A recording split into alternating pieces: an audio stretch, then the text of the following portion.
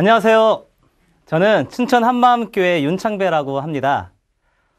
저를 생명의 길로 인도해 주신 하나님의 은혜가 너무 커서 이 자리에 서게 되었습니다.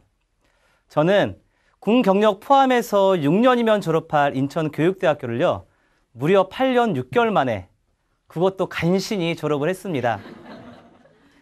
제가 이렇게 대학을 오래 다니게 된 이유는요, 잦은 휴학과 학점 미수, 그리고 구속 때문이었습니다. 예수님을 믿기 전인 그때에는요, 학생운동으로 사회를 변혁시켜서요, 정말 사람이 사람답게 살 수 있는 그런 사회를 만드는 것이 가장 가치 있다 여겼습니다. 그래서 여기에 제 청춘을 모두 쏟아 부어도 전혀 아깝지가 않았고요. 제가 이렇게 학생운동을 하게 된 계기는요, 고등학교 때 우연히 보게 된 5.18 광주항쟁 동영상 때문이었습니다. 그때 받은 분노와 충격은 저의 대학 생활을 너무나 자연스럽게요, 학생운동의 길로 접어들게 하였습니다. 학생운동을 하면서 1년에 수십 번이 넘는 출범식과 발대식, 그리고 집회 현장에 참석을 했습니다. 어떤 때는요, 집회에 참석하기 위해서 정말 한밤중에 불빛 하나 없는 관악산을 넘고 넘어서요, 서울대에 들어가기도 했고요. 그리고 경찰들의 원천 봉쇄를 뚫고 집회에 참석하기 위해 지하철에서 내려 서울 한복판을 수 킬로씩 뛰어다니기도 했습니다. 그리고 어떤 때는요, 집회 현장에 학생들을 보호하기 위한 사수대가 돼서요, 쇠파이프 하나 들고 체류탄이 자욱한 거리에서 전쟁을 경찰들과 참 많이도 했습니다. 이러다가 1996년 8월 15일에요, 서울에서 연세대학교에서 범민족대회가 열렸습니다. 경찰은 이 대회를 불법 집회로 규정하고요, 서울과 수도권에 있는 수만 명의 경찰들을 동원해서 연세대학교를 봉쇄했습니다. 그리고 9일 동안 물과 음식을 끊은 뒤 학생들을 진압하면서요, 그 당시에 정말 온 나라를 떠들썩하게 만들었습니다. 그때 너무나 안타깝게도 의경 한 명이 사망을 했고요. 그리고 단일 사건으로는 사상 최대인 구속 462명, 연행 5,800이라는 전무후무한 사건이 벌어졌습니다. 그때 집회 현장에 함께 있었던 저도요, 동기 한 명과 그 다음에 후배 한 명이 구속되는 아픔을 겪었습니다. 그리고 1년 뒤 1997년에는 인천교육대학교 개교일에 정말 충격적인 사건이 하나 벌어졌습니다. 인천경찰청 보안국에서는요, 인천교육대학교 근현대사 역사교육을 위해 결성한 통일을 여는 사람들을 이적단체로 규정하고 1년 넘게 내사를 벌였습니다. 그러다가 1997년에요, 총학생회와 과학생회 간부 11명을 구속시켰습니다. 구속되기 한 달 전부터요, 경찰의 미행을 피해서 학교에 들어올 때는 정문이 아닌 학교 뒤에 있는 계양산을 넘어서 학교에 들어와야만 했고요. 회의를 위해서 버스를 탈 경우에는 반드시 중간에 한두 번 내려서 경찰의 미행을 따돌려야만 했습니다. 집에 들어가는 것은 불가능했기 때문에 여관방이나 친구 자취방을 전전해야만 했고요. 제가 구속되던 당일에도요, 총학생회 회의가 있었습니다. 그런데 회의 시간이 늦어서 설마 오늘 체포될까? 이런 마음으로 여유롭게 정문을 통해 들어오다가요, 여지없이 보안국 형사에 의해 저는 긴급 체포가 되었습니다. 제가 체포될 당시에 주변에 굉장히 많은 학생들이 있었습니다. 그리고 평상시에 저에게 형님 하면서 따라다녔던 참 많은 동생들도 있었고요.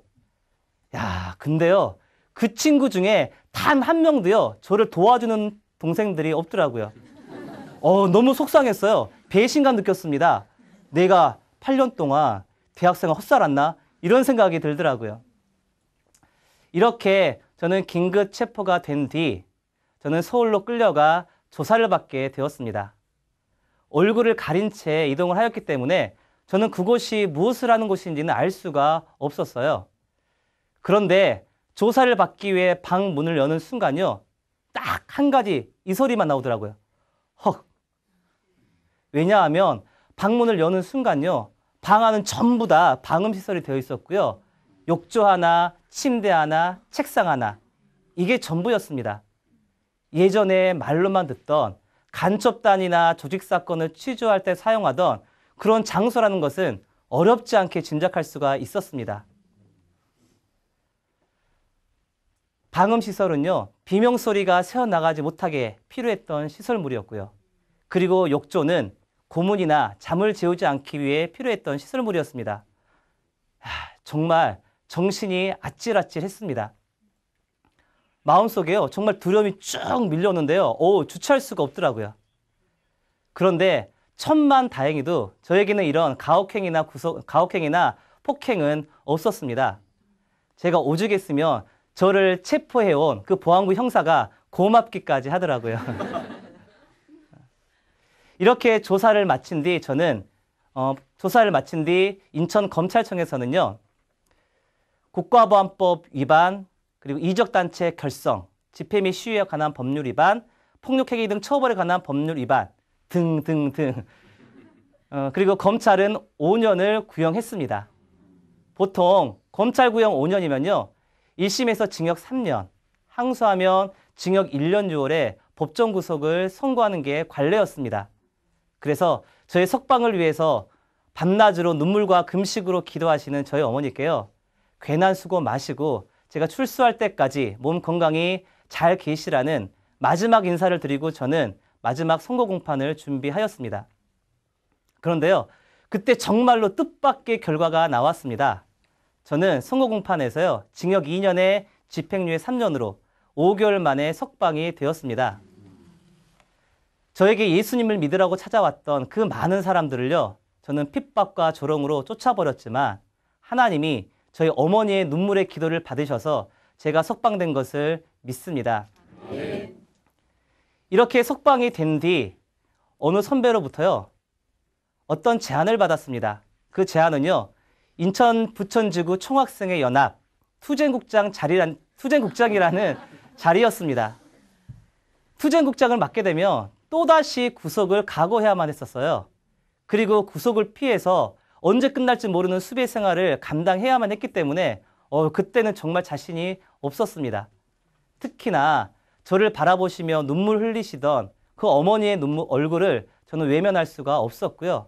그리고 제 앞날에 대한 염려는 그 투쟁국장 자리를 거절하고 인천을 도망치던 나와 경기도 과천에서 공인요원으로 복무하게 했습니다. 그리고 복무를 하다 얼마 되지 않아서요, 공안 사범에 대한 특별 사망 법권으로 저는 다시 초동 임용고시를 볼 수 있게 되었고요. 그래서 선배들이 있던 인천을 등지고 저는 경기도 안산으로 발령을 받았습니다. 그런데 그 와중에 제가 국가보안법으로 구속이 되어도 끝까지 함께 해주고 지켜주었던, 무려 8년이나 사귀었던 여자친구로부터 이별 통보를 받습니다. 하늘이 노래지는데요. 저는 그때 처음으로 하늘이 노랄 수 있구나. 저는 그때 처음 알았습니다. 저는 8년이나 사귀었으니까 인간된 도리로 당연히 저와 결혼할 거라고 저는 믿고 있었거든요. 보시면 키 좀 짧잖아요, 그렇죠? 그리고 얼굴이 잘난 것도 하나 없고요. 그리고 모아둔 돈이라고 정말 하나 없는 찌질이도 가난한 청춘이었거든요. 그냥 앞이 깜깜했습니다. 마음속에요, 야, 나 이러다 결혼할 수 있나? 정말 이러다 혼자 늙어 죽는 거 아니야? 그때 솔직한 마음이었어요. 왜냐하면 그때 제 나이가 29이었거든요. 그래서 저는 이런 이별의 아픔과 허전함을 달래기 위해 교사 발령받기 전까지 약 6개월 동안 트럭 장사를 하였습니다. 저 트럭에요, 그 교사와 어울리지 않는 오징어, 갈치, 명태, 조기, 수박, 포도, 복숭아 등등등등 농수산물을 싣고 장사를 하였습니다. 그때 제가 벌었던 한 달 수입이요, 교사 초임 월급보다 2배 이상 많이 벌었습니다. 굉장히 많이 벌었죠? 그래서 제가 그때 이 돈 버는 맛을 알아가지고요, 이별의 아픔은 금방 잊을 수가 있었습니다.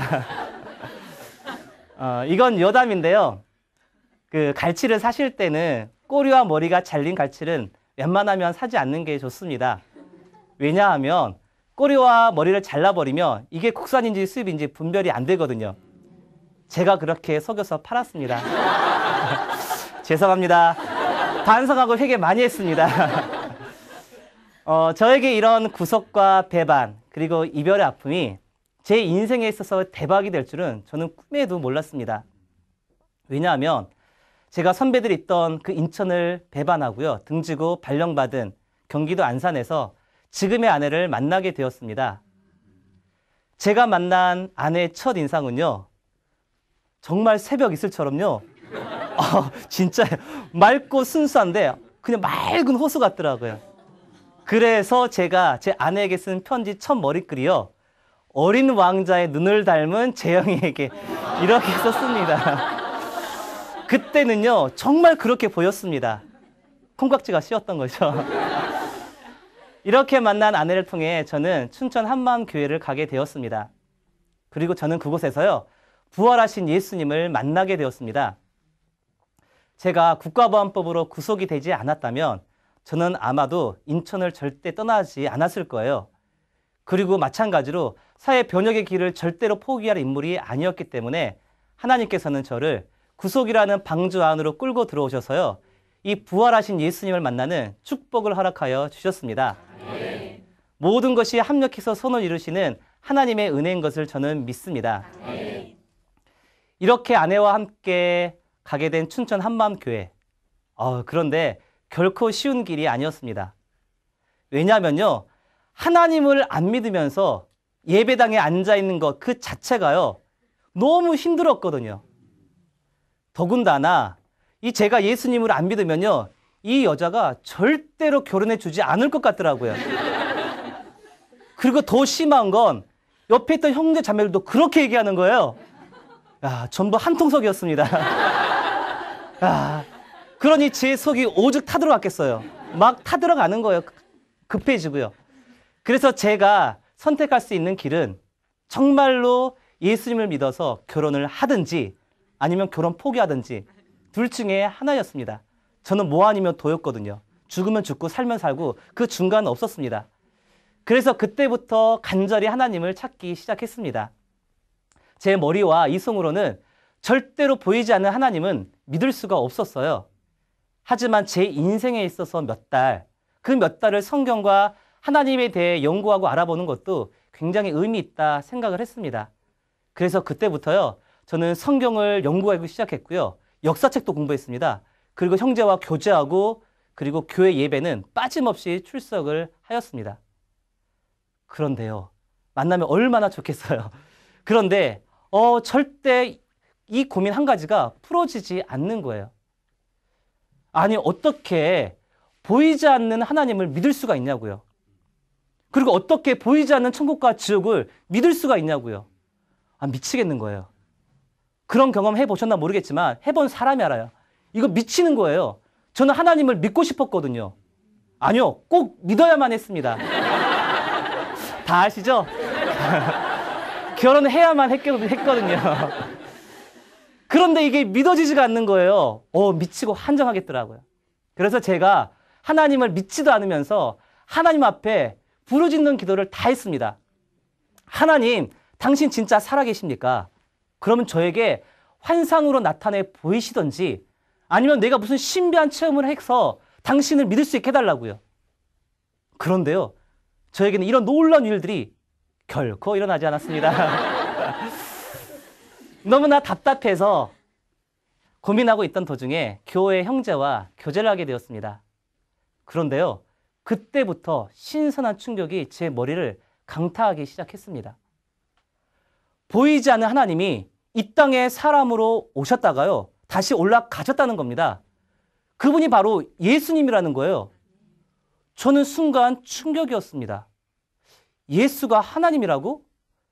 분명히 2000년 전에 베들레헴에서 태어난 인간 예수. 그리고 십자가에 못 박혀 죽은 그 인간 예수가 하나님이라고 말을 하는데요. 저는 너무 혼란스러웠어요. 저는 살아생전에 예수가 하나님이라는 얘기는 그곳에서 처음 들었거든요. 너무 혼란스러웠습니다. 그러면서 이어진 질문이 한 가지 있었어요.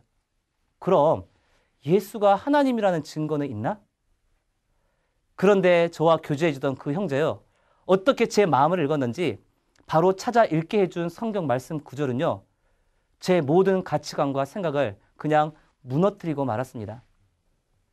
마태복음 12장 39절에요. 악하고 음란한 세대가 표적을 구하나 선지자 요나의 표적 밖에는 보일 표적이 없나니. 그리고 이어서 사도행전 17장 31절이었습니다. 저를 죽은 자 가운데서 다시 살리신 것으로 모든 사람들에게 믿을 만한 증거를 주셨으니. 예수님께서요, 십자가에 죽고 끝난 것이 아니라요, 죽은 자 가운데서 3일 만에 다시 부활하셨더라고요. 성경에 예언된 대로 우리 죄를 위하여 십자가에 못 박혀 죽으시고 성경에 예언된 대로 3일 만에 부활하신 예수님은 바로 전능하신 하나님이셨습니다. 하나님께서는 이 예수님의 부활의 표적을 통해 부활하신 예수님이 바로 하나님이시고 그분이 나를 창조하신 주인이라는 너무나 확실하고 믿을 만한 증거를 정말 모든 사람들에게 보여주셨더라고요. 이 부활로 예수님이 나의 주인이신 것과 나의 하나님이 확증되어지는 바로 그 순간 저에게 굴복의 역사가 일어났습니다. 긴 시간이 결코 필요하지 않았어요. 예수님이 누구신지가 부활로 확증되어지는 그 순간 저에게 일어난 굴복의 역사였습니다. 이 부활로 예수님이 누구신지가 확증되어지니까요. 제가 학생 운동을 하면서 옳다고 여겨왔던 그 모든 이념, 사상 다 헛것이었구나. 내가 지금까지 다 속고 살아왔구나. 이게 한눈에 보여지는 겁니다. 이 답답했던 마음 있잖아요, 이거. 이게 한번 뻥 하고 뚫리는데 정말 통쾌, 상쾌, 유쾌, 너무 시원했습니다. 왜냐하면 그렇게 믿고 싶었던 하나님, 근데 믿을 수가 없었던 이 하나님이 진짜로 살아 계시는구나. 이거에 대한 확증이 부활이었습니다. 보이지 않는 천국과 지옥이 있구나. 이거에 대한 확증도 부활이었고요. 소설 같던 성경 66권, 이것이 모두 진짜라는 확증이 바로 부활이었습니다. 기도응답, 치유 역사, 신비한 체험, 이것도 놀라운 은혜지만 이게 하나님의 승부수가 아니고요. 죽었다가 다시 살아나신 이 부활의 표적이 바로 하나님의 승부수였더라고요. 저는 예수님이 누구신지가 보여지고 나니까 그때서야 죄가 무엇인지 비춰지기 시작했습니다. 저는 죄에 대해서요, 사람끼리 싸우고 누구 죽이고 이런 것들 있잖아요. 무척 나쁜 죄지만 저는 그게 죄의 전부라고 여겼습니다. 그런데요, 하나님께서 책망하시는 죄는 그런 죄가 아니었더라고요. 전능하신 하나님이 나의 죄를 위하여 십자가 못 박혀 죽으시고 3일 만에 부활하셔서 이 부활하신 예수님이 나의 주, 나의 하나님이라는 믿을 만한 증거를 보여주셨음에도 불구하고 여전히 이 전능자를 배척하고 이 예수님을 믿지 않고 내가 주인 되어 내 멋대로 내 원대로 살아갔던 바로 그것이 죄였더라고요. 진리의 성령님이 오시면 책망하시는 가장 근원적인 죄는 바로 요한복음 16장 9절의 죄. 죄에 대하여라 함은 저희가 나를 믿지 아니하며 예수님을 주인으로 믿지 않는 것, 그것이 바로 하나님이 책망하시는 근원적인 죄라는 것이 비춰지고 나니까요. 저는 그때 정말로 하나님 앞에서 눈물로 회개하지 않을 수가 없었습니다. 하나님은 없다라며 전능자를 부정하고 무시해왔던 그 많은 시간들, 그리고 이 완악한 저를 살리기 위해 찾아오셨던 그 수많은 예수님의 발걸음을 조롱과 비아냥과 비웃음으로 쫓아버렸던 시간들, 내 인생의 주인은 나라고 외치며 행했던 그 많은 죄악들, 그저 하나님 앞에서요, 이 죄인 용서해 주세요, 이 말밖에는 할 수가 없었습니다. 그리고 나서 정말 제 마음 중심에요, 2000년 전 도마의 고백을 드리게 되었습니다. 예수님은 나의 주인이시며 나의 하나님이십니다. 아멘. 이렇게 예수님을 믿고 나니까요, 사람들을 바라보는 저의 눈이 완전히 달라져 버렸습니다. 제가 가르치는 반 아이들, 그리고 제가 만나는 한 사람 한 사람이 이제는 제가 복음으로 살려야 하는 영혼들, 하나님이 저에게 맡겨주신 너무나 귀한 영혼들로 보이기 시작했습니다. 그래서 저는요, 3월 달에 학부모 총회가 열리면 학부모님들 앞에서 예수님에 대해서 얘기하고 예수님을 믿는 저의 신앙을 분명히 말씀드리며 약속드리는 게 한 가지가 있습니다. 저에게 맡겨주신 이 귀한 아이들, 이 아이들의 주인이 바로 예수님이시며 이 아이들을 대하는 것이 바로 예수님께 대하는 것임을 저는 알고 있습니다. 그래서 저에게 맡겨주신 이 영혼들 1년 동안 정말 예수님을 대하듯 제 마음 중심으로 섬기며 사랑하는 교사가 되겠습니다. 제가 주인데요. 절대로 이 아이들 함부로 대하지 않겠습니다. 이렇게 약속을 드립니다. 저는 학교에 단순히 돈 벌러 오는 교사가 결코 되고 싶지가 않습니다. 그리고 세상에 지식만을 전달해주는 교사는 더더욱 되기 싫고요. 저는요, 이 아이들을 복음으로 살리는 교사, 그리고 정말 예수님의 마음과 심장과 사랑으로 하나의 하나이를 섬기고 사랑해 줄 수 있는 그런 교사가 되고 싶습니다. 그래서 매일 하나님 앞에 무릎 꿇고 기도합니다. 정말 1년 동안 이 아이들 정말 섬기고 사랑하는 교사가 되게 해달라고요. 그러면서 학교에서는 이 부활하신 예수님, 저를 살리신 예수님을 너무나 기쁘게 증거하고 있습니다. 제 대학 동기 중에 한 명이 사람들을 만날 때며 종종 저의 얘기를 한다고 합니다. 다른 것은 몰라도 윤창배가 예수님 믿고 변화된 것이 바로 하나님이 살아계신 증거라고요. 저의 삶이 이렇게 놀랍도록 변화된 것은 다른 것이 아니라 바로 예수님은 나의 주인이시며 나의 하나님이시라는 너무나 확실한 복음의 능력이었습니다. 이 복음이 저를 살렸고요. 이 복음이 저를 변화시켰습니다. 이렇게 저를 인도하여 주신 하나님께 이 모든 영광을 돌리면서 부족한 저의 간증 마치도록 하겠습니다. 감사합니다.